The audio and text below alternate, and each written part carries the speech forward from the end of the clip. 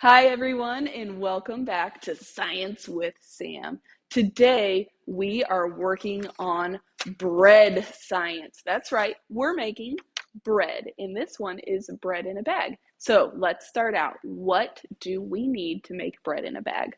Well, first, we're going to need 3 cups of plain all-purpose flour, which is what I have over here. I have lots and lots of flour that I will be giving you. And then next, I'm going to need 3 tablespoons of granulated sugar. And that's what I have right over here, pure granulated sugar.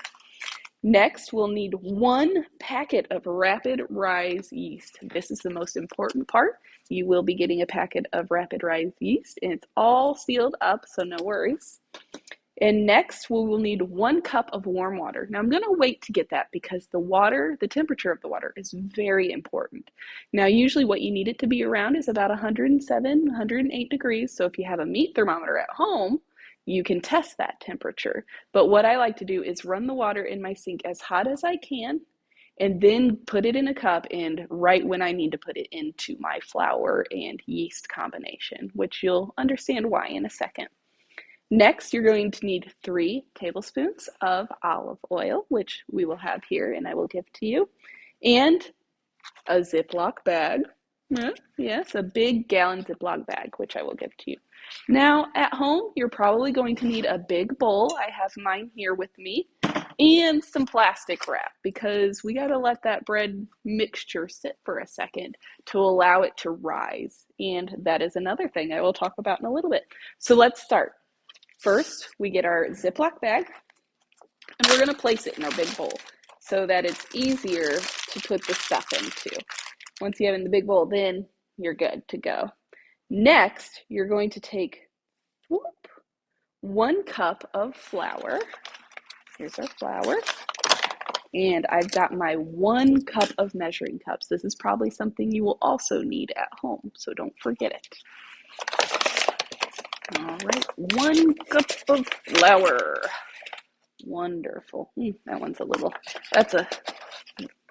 there we go. 1 cup of flour right into our bag. Okay, I'll put that back in there. Okay, next we're going to need 3 tablespoons of sugar. So I've lost my tablespoon, but I got a half tablespoon. So what you're going to see me do is, since half of a tablespoon, it takes 2 of that to make 1 whole tablespoon, I'm going to do 6 of these to make 3 whole tablespoons. Okay, 1, 2, 3, take 1, 2, 3, 4, 5,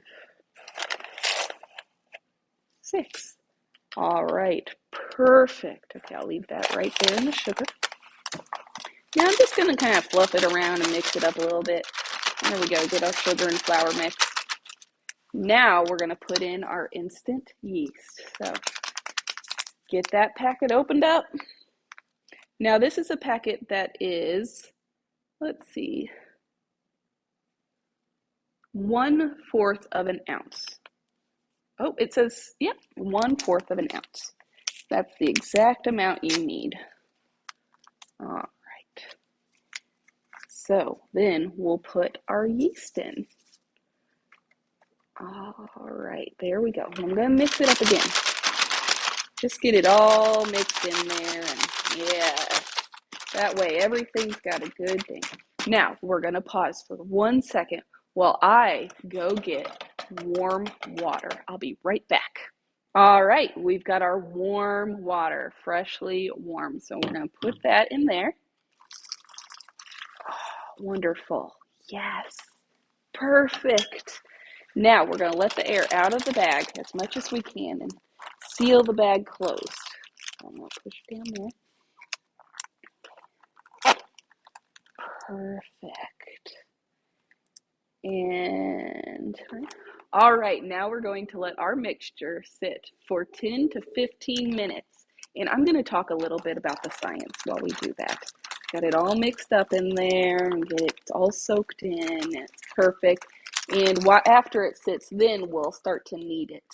So the thing about yeast, which is our main ingredient for this, is that it is actually a live culture. It's live. The thing is when it's in these little packets, it's not active yet. It's just sitting there waiting for the right conditions to make things. And so what happens is yeast is a single cell fungus. That's right, a fungus. Don't worry, it tastes better than it sounds. But although there are several types of yeast out there, our bread in a bag uses the active dry yeast that you can find in these little packets in the grocery store. Definitely food safe and safe to eat. This is going to wake up under the conditions of being combined with warm water and a food source, our sugar. So we're feeding our fungus, our yeast. We're going to feed it water, warmth. We're going to feed it sugar, and it's going to wake up and do its thing. The sugar feeds the yeast and creates this fermentation process. So that is what is happening right now. If you touch your bag, it'll feel warm from the water, but also it's going to start creating its own warmth and its own air in there.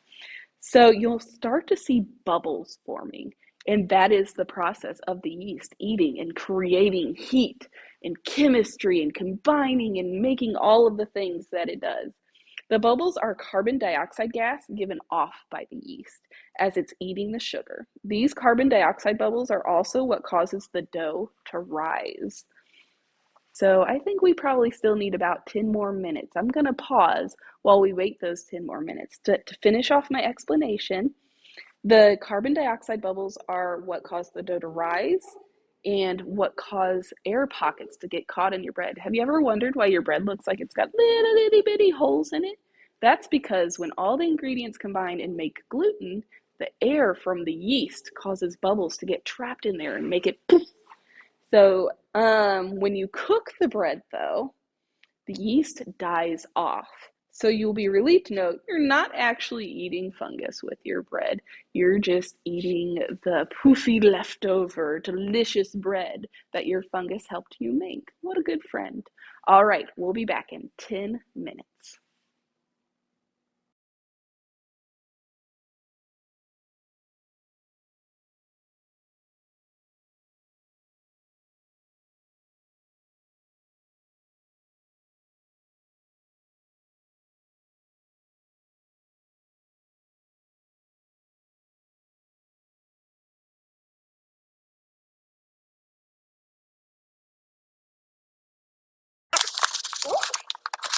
Smell it if you sniff. Smells like bread. Okay, here's another cup of flour. Wonderful. Okay, and next we have to add 1.5 teaspoons of salt. Alright, I've got my salt over here.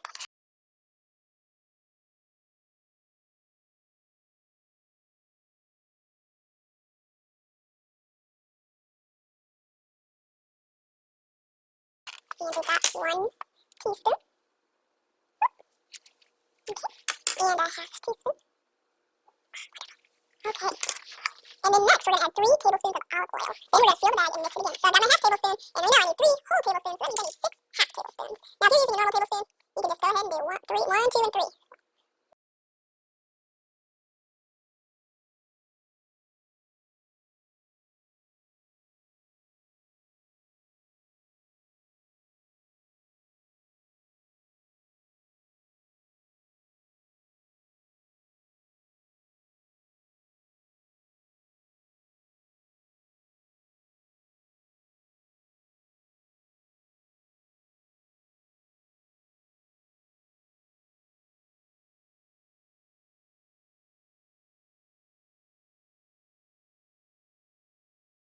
Alright, we've got our olive oil, we've got our salt, we've got our flour. So now we're going to seal it back up, push all the air out, good tight shut, and we're going to mix it.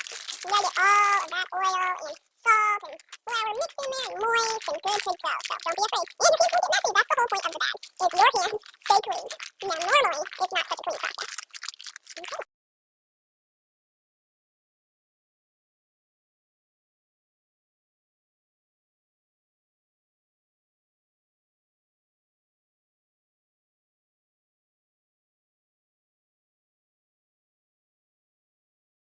Alright, got it all mixed up. Perfect. Wonderful.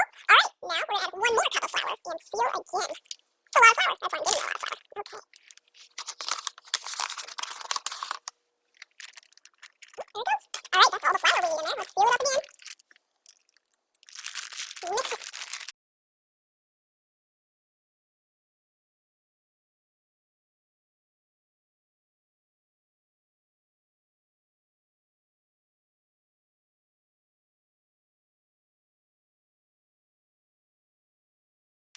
Now this is the part where you kind of have to judge for yourself. Is there enough water in there? Because if your flour is staying dry and it's not mixing up and making a good sticky mixture, then it's not going to do what it needs to do. Now something I noticed about mine is it's looking a bit dry in there, like it's not all mixing together. Like I might need just a little bit more water. So what am I going to do? I'm going to go grab a little bit more warm water. I'll be right back. Alright, I'm back, and I'm just going to add half a cup of water to this. Now you may have to judge on yours how it looks, but I think mine needs just a little bit more water. Alright, seal it up. Here we go. And mix, mix, mix, mix, mix.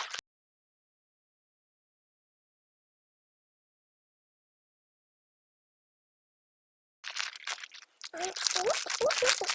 Mix, mix, mix, mix, mix, mix. There, all combined in there. Great. You just imagine what you could eat this bread with. Sandwiches and butter bread and toast and French toast and ooh, I just love bread. Cheese, put cheese on your bread. Meat. No, no. Go mix and sweet. What do you want with your bread? Okay, got it all mixed up. And now the next part is we're gonna actually use our hands on the bread. We're gonna take it out.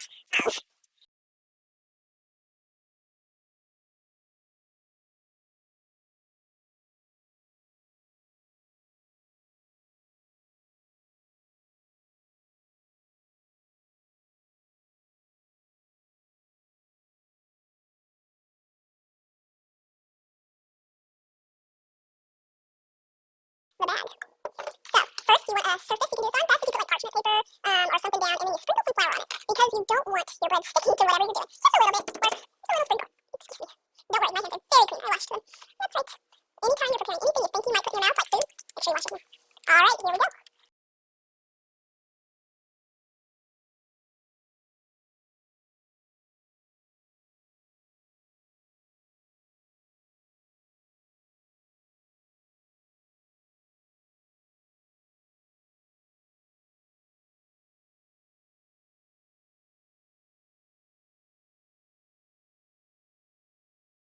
Let's take our bread in the bag out of the bag.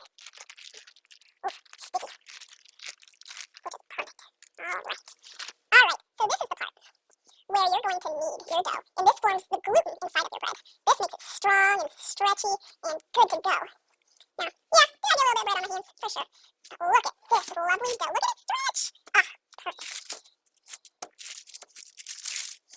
And we do this for 10 minutes. So, I'm going to disappear for 10 minutes and I'll come back when it's ready for our next step. All right, we're back and we've kneaded our dough for 10 minutes and look how bouncy it is. Perfect and so stretchy. So the next thing we're going to do is real simply, we're going to put it into a little nice little form, plop it into this here bowl, although you could leave it on the counter, and cover it up and let it rise for half an hour. So I've got my ball in my bowl. Sorry, lots of flour and stuff all over my hands. I should have taken off my wedding ring. Anyway, I'm going to use this plastic wrap to cover it, but an option is a warm, damp towel.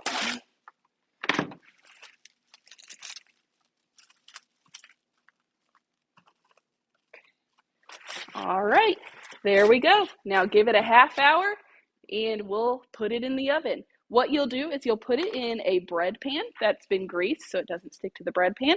And then you're going to bake it for 25 minutes at 375 degrees.